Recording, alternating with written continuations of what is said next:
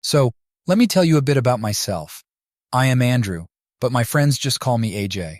I ditched the corporate world 8 years ago to start my own business, and it's been thriving ever since. Meanwhile, Lisa's been the main breadwinner, climbing the corporate ladder at a major company for the last 24 years, ever since we got married. She works in the education sector, keeping up with tech advancements through loads of training every year. At 46, she looks stunning, not a day over 30, and still turns heads. Standing at 58 inches and weighing just 118 pounds, you'd never guess she's the mother of two.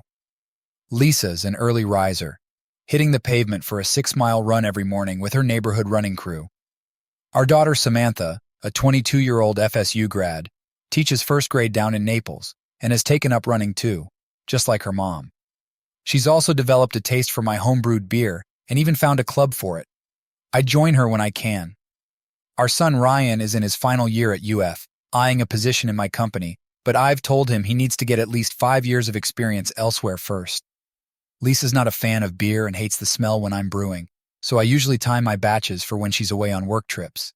She's in Dallas right now, so I'm working on an English brown ale at home.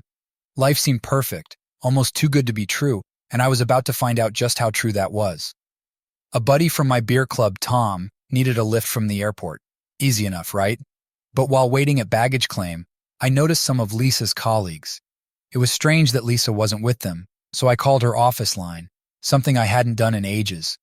Her voicemail confirmed she was supposed to be in Dallas, but her colleagues were here without her. Confused, I met up with Tom and shared my concerns. He suggested I contact Mark, another club member who happens to be a detective. Before calling Mark, I tried reaching Lisa, trying to play it cool. She gave me some excuse about having to stay behind for work, but it didn't add up. Despite the late hour, I ended up calling Mark and didn't mince words, telling him straight up that I suspected Lisa was playing me for a fool. After explaining the whole airport situation and her suspicious voicemail, he promised to help. I couldn't shake the sinking feeling that my seemingly happy life was just an illusion. I had a serious chat with Mark, a detective friend from the beer club, about what was going on with Lisa. I laid out everything for him, her travel plans, her usual routines when she returned, and my nagging suspicion that something was off. Mark agreed that things seemed fishy and suggested I hire a private investigator named Robert to dig deeper. The next day, Robert called me, and we discussed the situation in detail. He was blunt, asking if I was ready to uncover what could be a very messy truth. Did I really want to know, no matter the consequences? How far back should he investigate? Was I prepared for whatever might come to light? Despite the emotional toll, I was resolute. I needed to know if Lisa had been deceiving me, regardless of the cost. Robert said he'd arrange for someone in Dallas to keep an eye on Lisa and have his team investigate the training schedules and the instructors from the airport. He also suggested I start looking for clues at home. Unsure of what I was even searching for, I began with Lisa's dresser. Nothing seemed out of place. Next, I tackled her closet, packed with boxes, but decided to check the bathroom first. Again, nothing unusual. Back in the closet, I rifled through her clothes and shoeboxes, but there was nothing that hinted at an affair or anything suspicious. It was like searching for a phantom. After tearing through the entire house, the master bedroom, guest room, den, garage, and even the attic, I was no closer to finding the truth. Then Robert arrived, loaded with spy equipment. We set up cameras and recorders throughout the house and turned Lisa's car into a tracking device. We then sat down with a beer, and Robert filled me in on what he found. The teaching gigs Lisa was supposed to be handling varied a lot, sometimes 3 days, other times 5. The Dallas class was only 3 days long. Her colleagues Tom, Paul, and Bev had all flown back on Wednesday night without any issues. Lisa was meant to be teaching, not dealing with any other classroom duties. Sitting there, boiling with rage, I recalled my dad's advice about staying calm, but it was nearly impossible in that moment. Lisa had been feeding me lies, and I was determined to make her face the music. My search around the house turned up nothing, except for one odd detail. She always rushed to wash her clothes as soon as she got back. That struck us as peculiar. Robert and I came up with a plan. He would grab Lisa's luggage at the airport while I would find a way to disable the washing machine so it wouldn't start right away. Robert left, promising that his buddy in Dallas was tailing Lisa and would report back promptly. I couldn't bear the thought of sleeping in our bed, so I crashed in Ryan's room, tossing and turning all night. The next morning, I stuck to my usual routine and went to the office to clear my head. Robert called me around lunchtime, and we arranged to meet at my place. He arrived at 2, arms laden with files.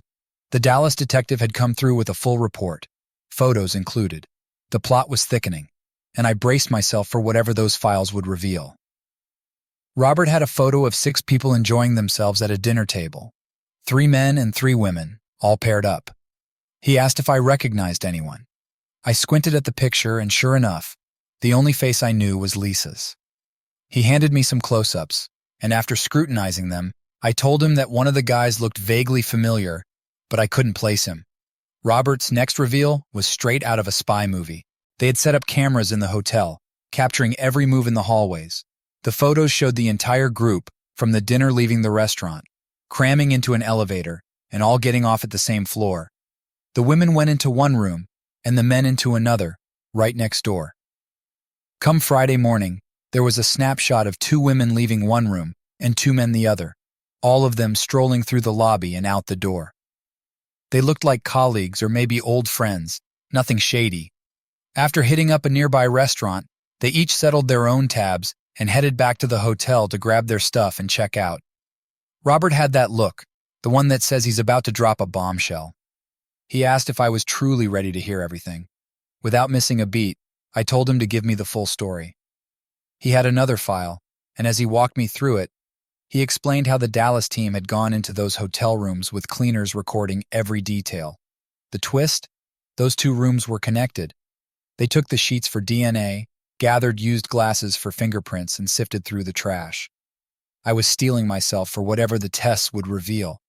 The waiting was the worst part, knowing these pieces could form a picture of Lisa I never wanted to see.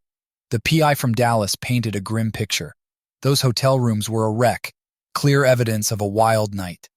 All 4 beds were used and stained, with the scent of sex lingering in the air. While we waited on lab results to confirm the details, my gut told me the truth. Lisa was far from innocent. The realization that my wife could betray me like this felt like a gut punch. So what now? Lisa was due home tonight, and our first task was to sabotage the washing machine. We had to prevent her from destroying any evidence. I felt a strange satisfaction as I cut the wire, a small act to channel my rage. Meanwhile, Robert was busy in the kitchen collecting DNA samples, mine and the kids'. He even rummaged through Lisa's hairbrush. When he asked for the kids' hair, a chill ran through me. Could it be? He was just being thorough, but the idea that my kids might not be mine added another layer of betrayal. We had baby hair clippings saved, one from each child, which should suffice. Robert had another tactic: snag Lisa's luggage at the airport to buy us some time. With her bag missing, she'd be delayed, tangled up in reporting it. That would give me a moment to clear my head before facing her. Then the real test would begin. Could I hug her, kiss her, listen to her stories and pretend nothing was wrong? Can I really take her out, sleep with her, all while knowing what I now know? It might take months to uncover Lisa's secrets while Robert's team works their magic. Could I maintain this charade? Could I live with the lies, all just to get to the truth? I told Robert I'd do it. I had no choice. The truth was all that mattered now, no matter how long it took or how much it hurt. Robert was deep in thought, coming up with a plan. He wondered if I could go on a business trip to throw Lisa off and possibly catch her in the act if she was indeed messing around. I thought about it, and then it clicked. I could visit a longtime client in St. Louis, tell Lisa I'd be gone from Monday to Thursday, and make it sound routine. Why the trip, I asked. Robert laid it out. With me out of town, Lisa might let her guard down and slip up, especially if she had been having her secret fun on the side. Since we couldn't bug her office, Robert wanted to plant something on her that she always carried. I was drawing blanks until it hit me, her briefcase. It wasn't perfect, but it was something. Robert handed me a tiny bug to plant. Later that night, as Robert was leaving, he gave me one last task. Check Lisa's underwear for any signs. Stay cool, he reminded me. I was trying, but it felt like walking a tightrope. I was out on the deck nursing a porter, trying to piece together any other oddities about Lisa besides her laundry routine. Nothing came to mind. Just as I was about to head in, Robert called. They had snagged Lisa's luggage and it was off to the lab. "Keep your head," he said, and I clung to that as I prepared for the evening's performance. Lisa rolled in, clearly worn out from her trip and fuming over the lost luggage, especially a couple of pairs of new slacks. But she still found the energy for a loving embrace and the usual "I missed you" routine. After Lisa headed upstairs for her bath, I slipped the bug into her briefcase and tried to unwind with some TV.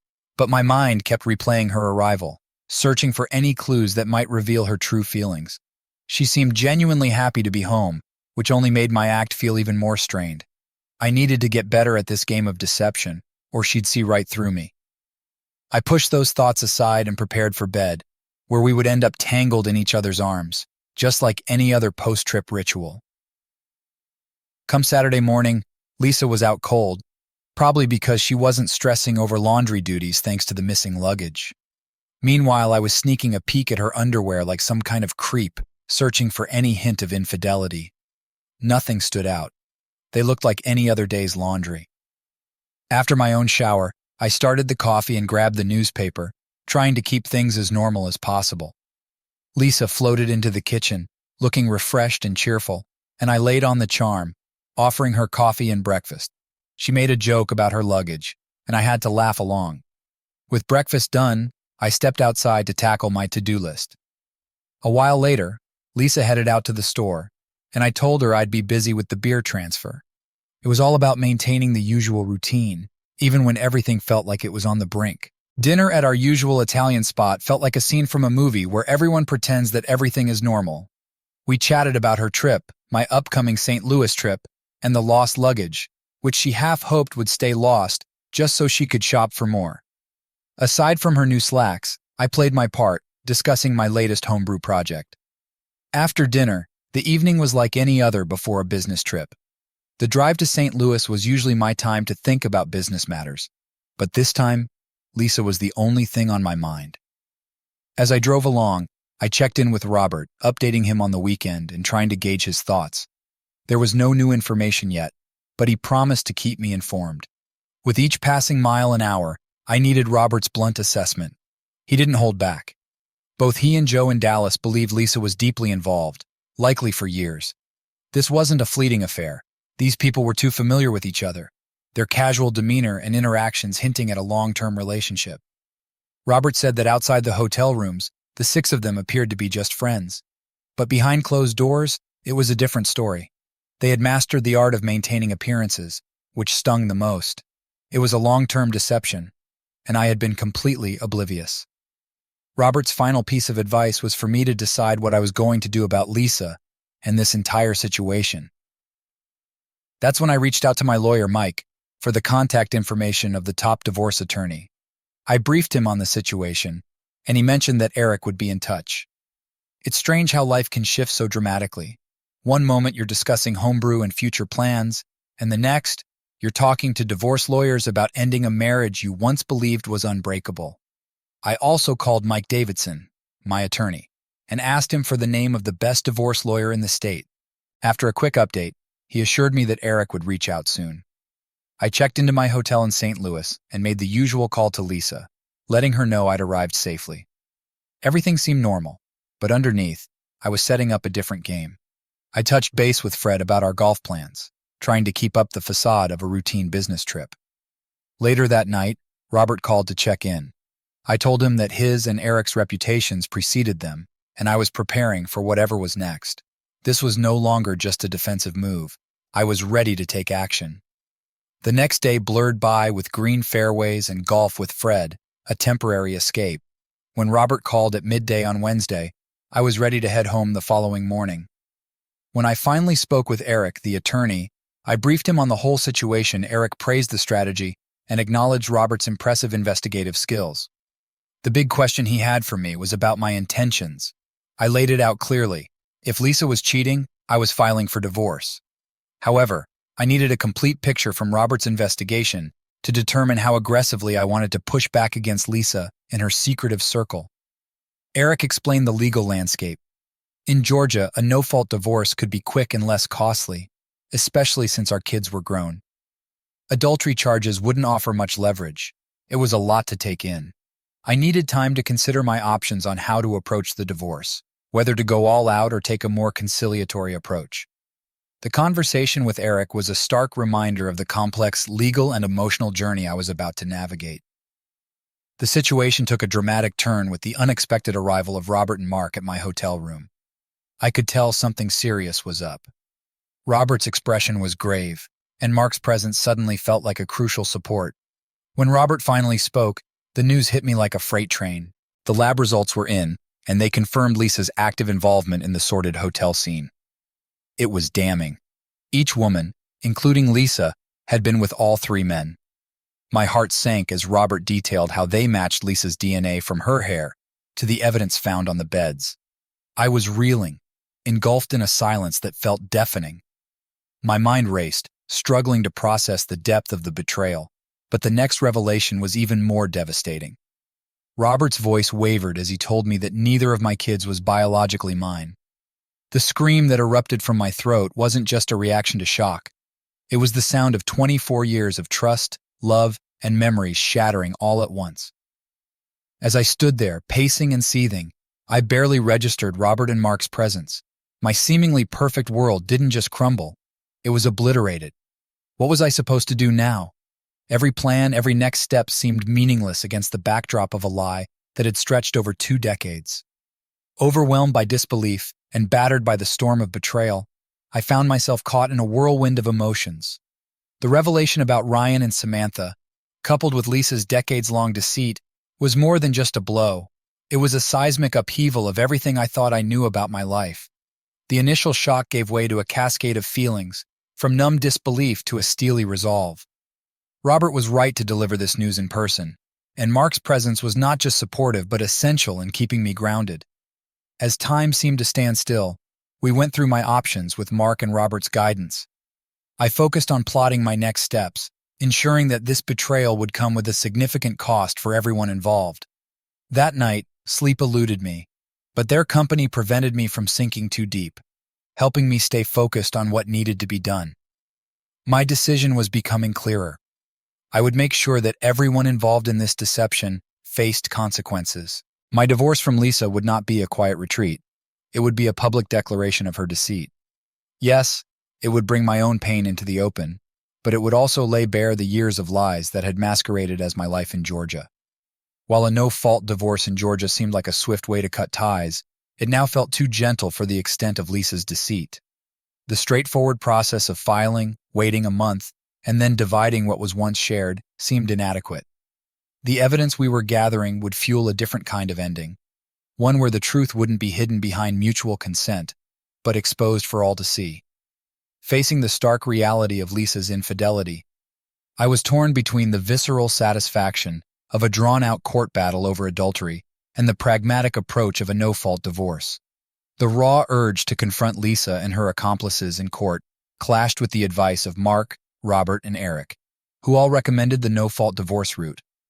This strategy promised efficiency and less financial strain, offering the chance to expose Lisa's infidelity while saving time and money. Gradually, the appeal of this pragmatic approach began to outweigh my desire for a more dramatic showdown. Back in Atlanta, we gathered in Robert's conference room to review the information we had. We assessed what we still needed to uncover and strategized the most effective way to achieve retribution. It was here that I discovered Lisa hadn't made any mistakes during my St. Louis trip, but the past behavior of the Gang of Six was revealing. Their pattern of booking connecting rooms and their various combinations during these getaways pointed to a systematic betrayal. My frustration reached a boiling point as I considered their deceit. I demanded that Robert dig deeper into their lives.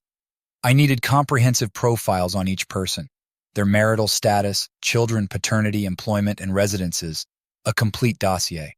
The plan was taking shape to dismantle their secret lives as thoroughly as they had dismantled mine.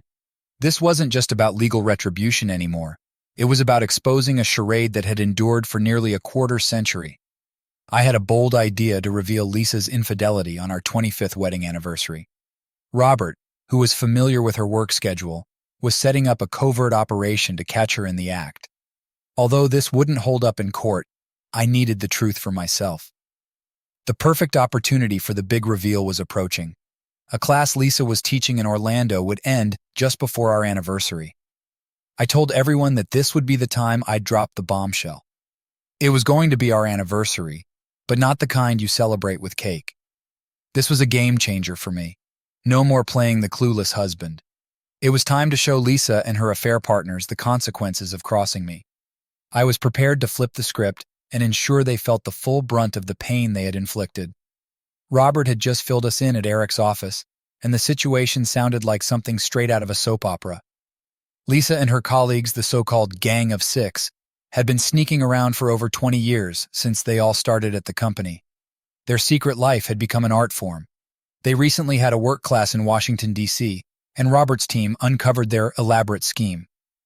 Lisa and a guy named Henry had adjoining rooms. They were incredibly discreet, leaving no reason for suspicion. They would scatter throughout the hotel, ensuring they weren't seen entering each other's rooms. During the day, they maintained a facade of normalcy, talking about where they were staying, what they were eating, their kids, and their spouses. But at night, they would sneak off to their secret rooms and then return to their own rooms before anyone else was awake. The only exceptions were specific nights like Saturdays and Thursdays. Their act was convincing.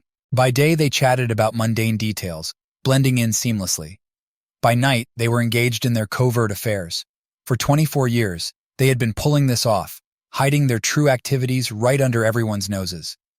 Robert's team, as always, worked with precision, collaborating with the hotel's cleaning service to gather the evidence. The aftermath of their encounters in those adjoining rooms left a trove of DNA evidence. The bedsheets were soaked with the DNA of the Gang of Six, and the personal items left behind painted an indisputable picture of their deceit. The confirmation that Michael and Paul were unwitting fathers to Samantha and Ryan was a gut punch. Their genetic markers were unmistakably present in the collected evidence, turning what had been hidden away in secrecy into undeniable reality. Michael C. Thomas, living in Richmond, Virginia, with his wife and 2 grown children, was about to have his world rocked by the revelation of his additional daughter.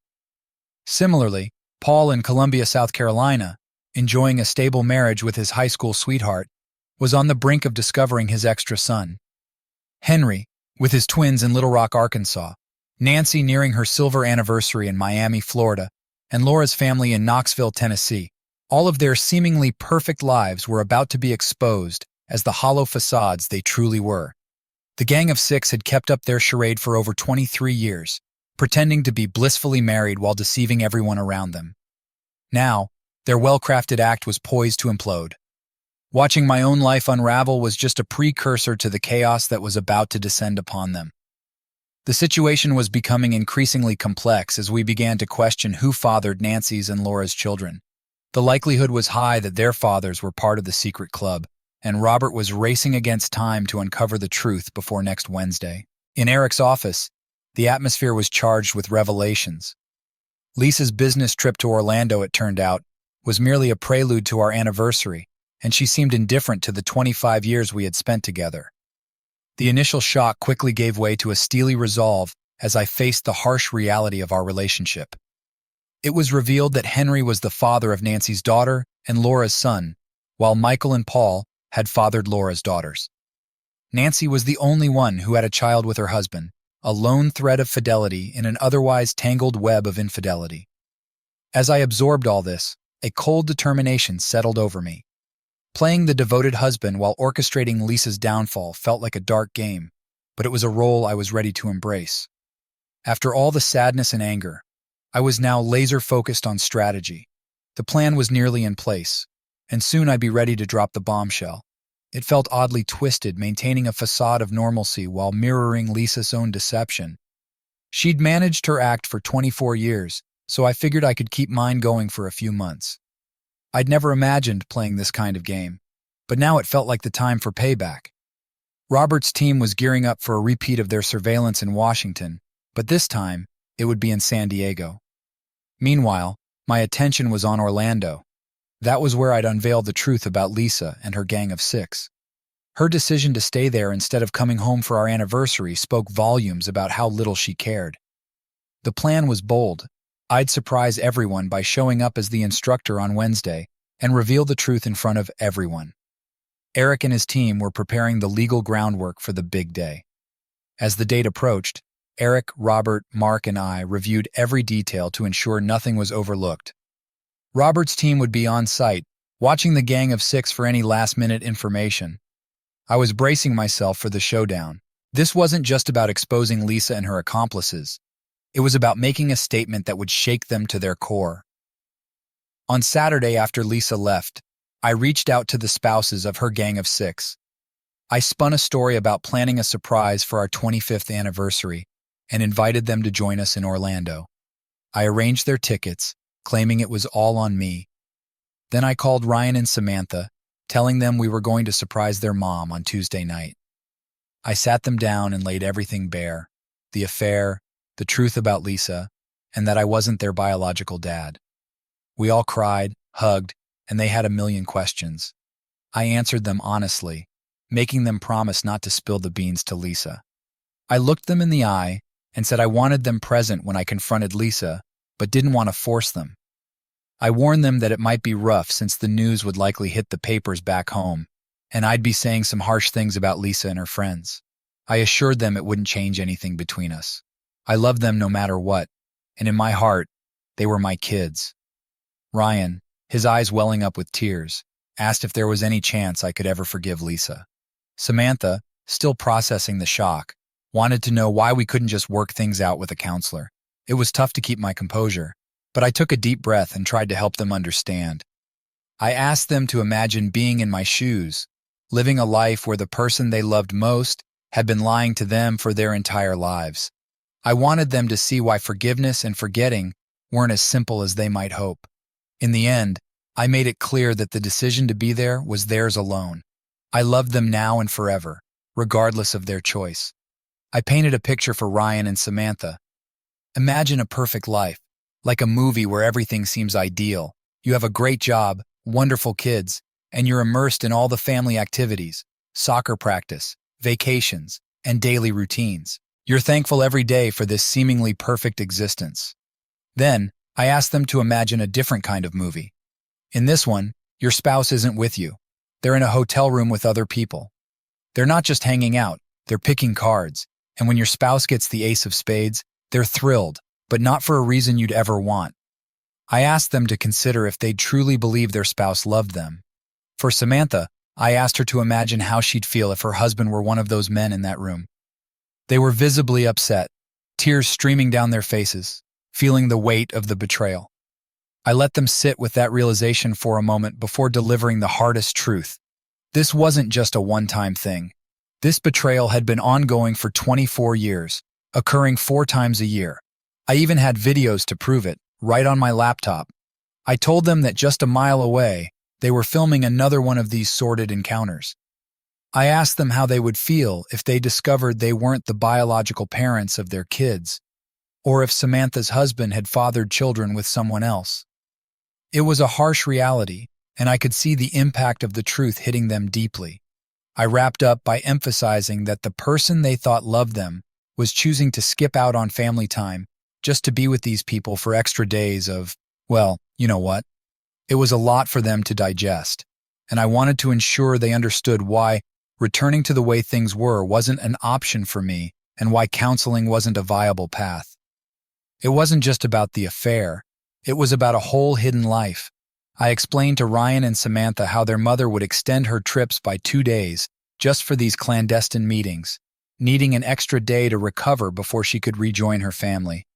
I asked them, how much love, respect, and care does that show for her family? It was evident that Lisa's actions had deeply affected us all. Ryan, struggling to hold back tears, admitted he hadn't seen it from that perspective before. He realized he wouldn't want to be treated that way by his own wife and saw the immense pain this had caused me. I love you, Dad, he said, still grappling with whether he could face the confrontation. Samantha was resolute. She was angry and ready to support me, telling Ryan that he needed to stand by us as well. Mom chose them over us, she said, and that seemed to make everything click for Ryan. I was moved by Samantha's passion and determination, and I felt an overwhelming love for both of my kids. Samantha was eager to know my plan for the next day, so I told her about the surprise I had arranged for the gang of 6 spouses. I had invited them to what they believed would be a celebration of our 25th wedding anniversary. It was going to be a shock for them, and I planned to present all the evidence of Lisa's infidelity directly to them. By the way, I added, you've got some half-siblings you might want to meet someday.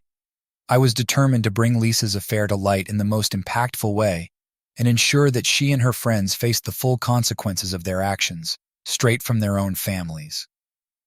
Final update. The other spouses from the gang of 6 arrived at the hotel, and we shared a pleasant lunch, getting acquainted with each other. At 2 p.m., with Ryan by my side, we made our way to Lisa's class. In the hotel lobby, we were met by a lawyer from Eric's firm, a private investigator from Robert's team, and a cameraman who was there to record the unfolding events.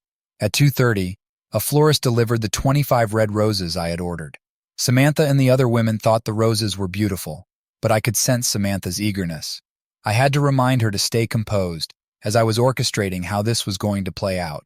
We headed to the meeting rooms, and by 2:45 Samantha was fired up. Ryan was staying close to her, and the other spouses were buzzing with anticipation. At 3 p.m. I walked into Lisa's classroom with the roses and the camera guy trailing behind me. Lisa's face turned as red as the roses when she saw us approaching. I made a lighthearted joke about it, which got a chuckle from the room. Lisa forced a smile and introduced me to the class as AJ, her loving husband. As I stood there, I made sure to lock eyes with each member of the gang of 6, who were strategically scattered to avoid drawing attention.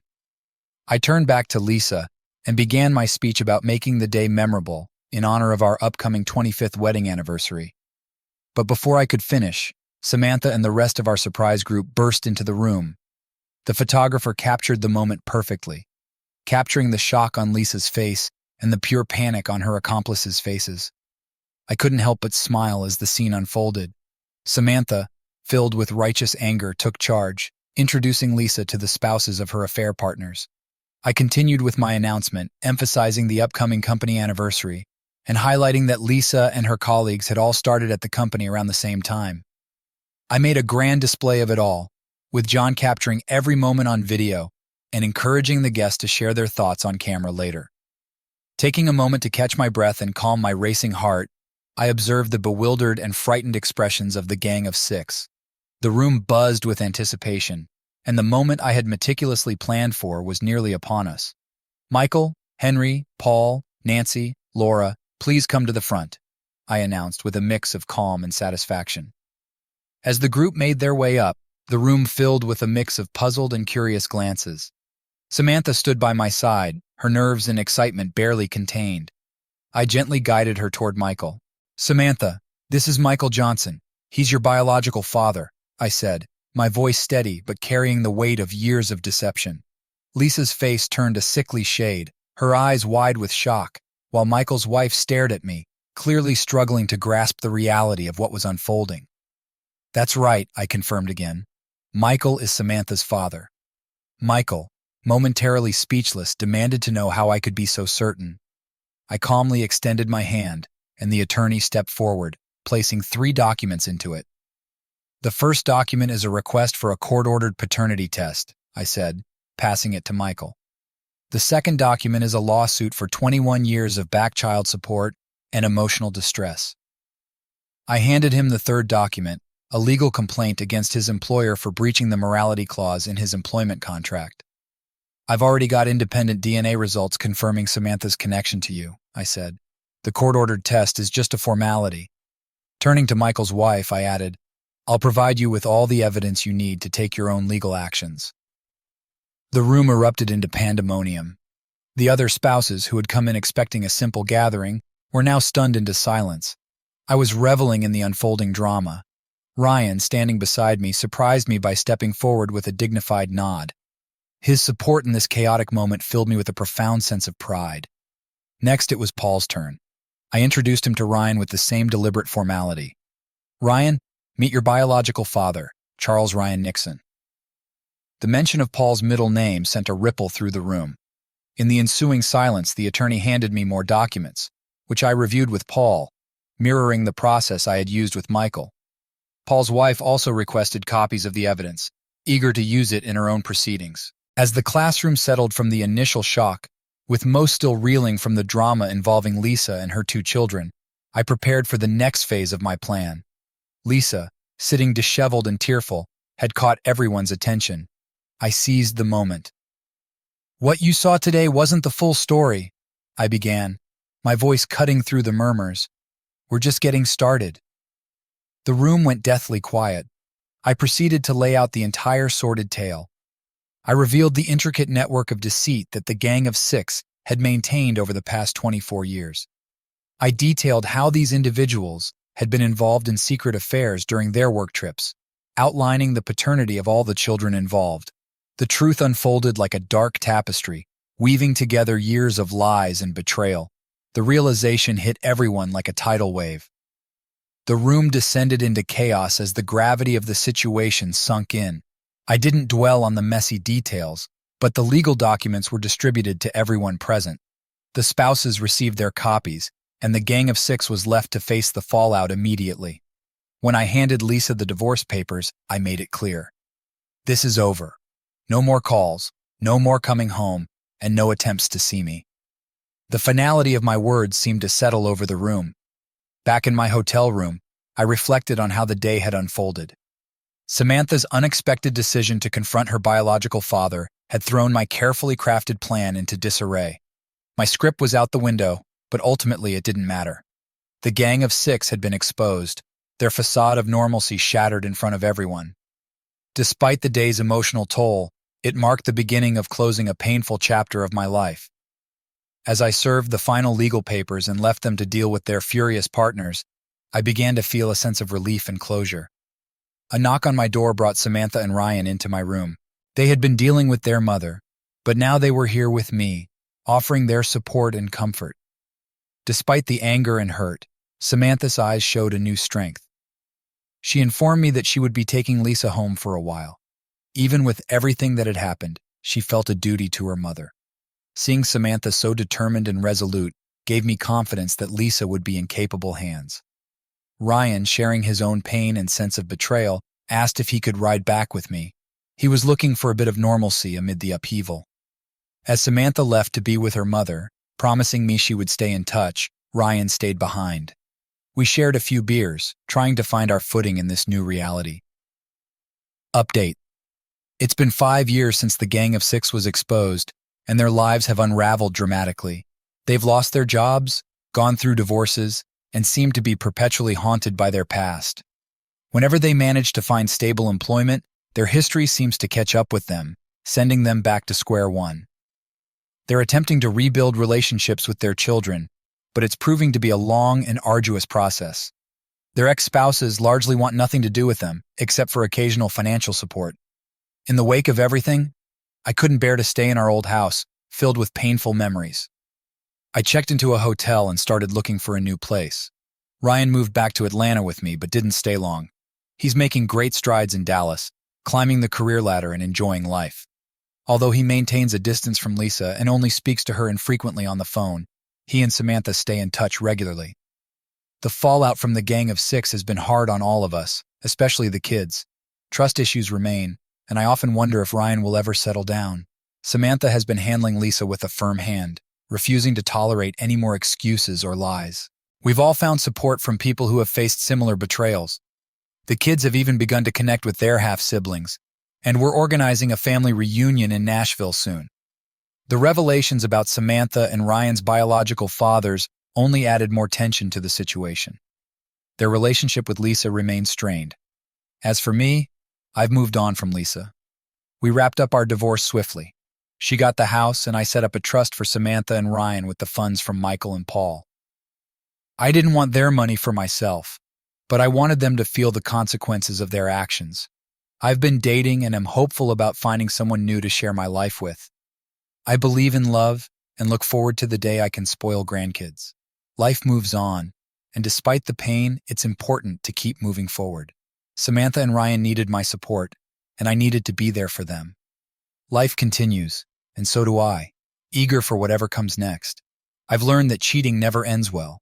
Payback really does come full circle.